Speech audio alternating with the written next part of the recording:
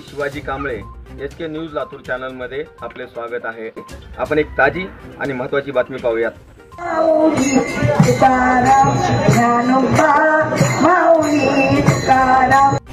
मुख्यमंत्री एकनाथ शिंदेंनी बा विठ्ठलाकडे काय मागितलं? लाखो भाविकांनी घेतले श्री विठुरायाचे दर्शन। पंढरीत घुमला हरिनामाचा गजर।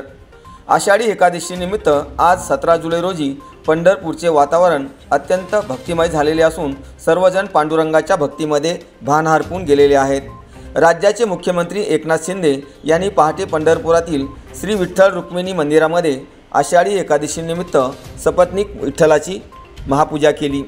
मुख्यमंत्री एकनाथ शिंदे यांनी सलग 3ऱ्या वर्षी आषाढी एकादशी निमित्त विठ्ठलाची शासकीय महापूजा केली। मुख्यमंत्र्यांचे वडील स्वतः मुख्यमंत्री आणि त्यांचे पुत्र खासदार श्रीकांत शिंदे तसेच श्रीकांत शिंदे यांचे पुत्र रुद्रांश अशा शिंदे कुटुंबातील 4 पिढ्यांनी सलग 3ऱ्या वर्षी एकत्रित विठ्ठलाची पूजा केली।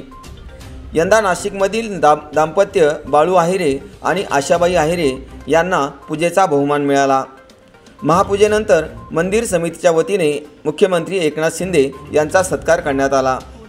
राज्यातील बळीराजा, वारकरी, कष्टकरी, महिला भगिनी, युवक सुखी समाधानी होऊ दे, पाऊस पडू दे असे साकडे मुख्यमंत्री शिंदे यांनी बा विठ्ठलाकडे घातले। तसेच पंढरपुरामध्ये विठ्ठल दर्शनासाठी टोकन व्यवस्था करण्यासाठी 103 कोटी रुपयांच्या निधीची घोषणा देखील यावेळी त्यांनी केली। पंढरपूर येथे 1000 बेडचे हॉस्पिटल निर्माण करण्याची देखील घोषणा यावेळी त्यांनी केली। मुख्यमंत्री शिंदे आणि उपमुख्यमंत्री फडणवीस यांनी वारकऱ्यांसोबत टाळ वाजवीत विठुनामाचा गजर केला।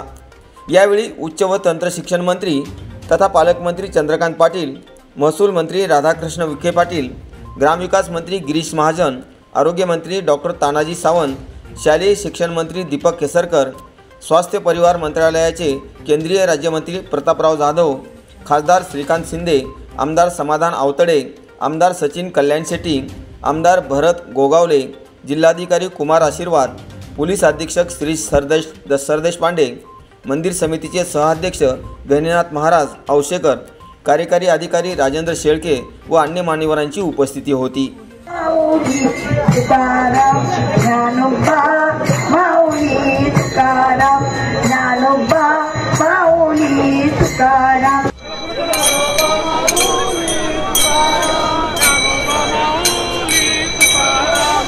वारकरी, शेतकरी हे सगळे सुखी होऊ दे। आज यावर्षी वारकरी आपले जे बांधव भगिनी यांच्या संख्येमध्ये वाढ झाली आहे। मोठ्या प्रमाणावर इकडे ते दर्शनाला आलेत।